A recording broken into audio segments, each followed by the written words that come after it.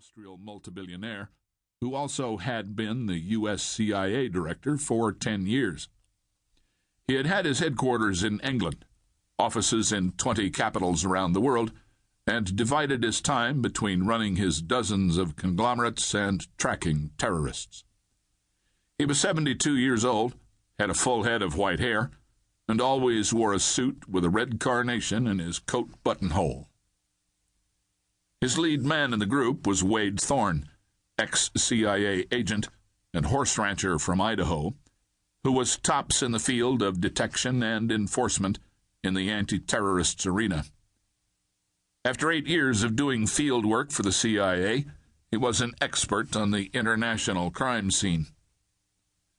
Wade's partner on this mission was Chet Cunningham, ex-FBI agent and a lawyer who ran the triathlon in her native Hawaii. She was the team's logic guru and evaluator, and could carry her weight with any of a dozen hand and shoulder weapons. The fishing craft bumped against the side of the freighter and gunned its engine to match the speed of the larger ship. A crewman dropped down a line fastened to a cleat on the freighter. It was caught below and tied to a fitting at the bow. The big ship continued its forward speed. 2 heavy bumpers along the side of the fishing boat cushioned the steel-against-steel contact. Another crewman lowered a rope ladder. "Let's choggy out of here," Wade said. The 2 moved to the freighter's rail. Wade went down first. The rope swayed and slammed against the side of the freighter with the movement of the big ship. It reminded him of the times he had gone down a rope landing net from a 50-foot training tower.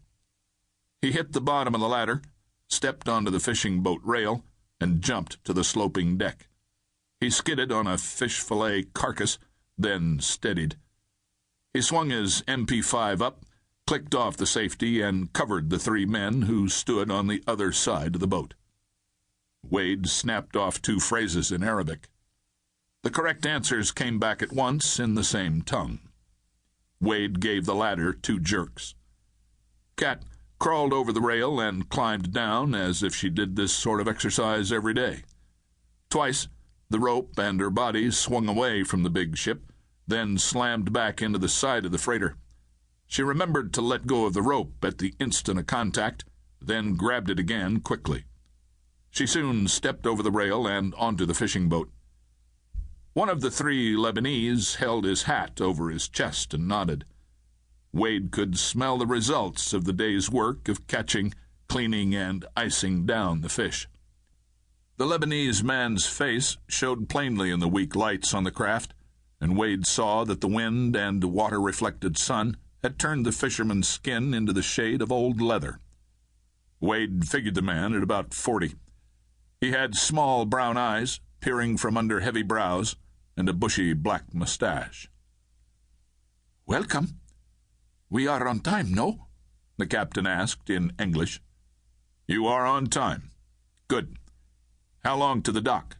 Wade asked. "My English is good, yes? We are about an hour to the dock, or another place if you want."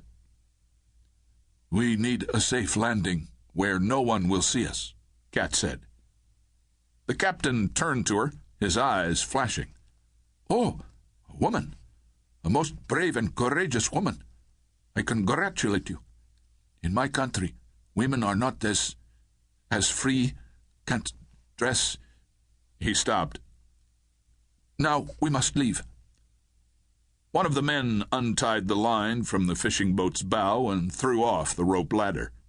At once the big ship surged away from the smaller one. The second man had moved to the cabin, and the fishing boat turned and slanted toward the east at full cruising speed. Wade watched the glowing green phosphorescence of the wake. By the action of the water, he figured they were making about 10 knots. Good. The captain, with the wind-burned face and probing eyes, rubbed one hand through his thick, dark hair. "We wish you well. We came to the same dock at dusk each day for 3 days, yes?" "Yes," Wade said.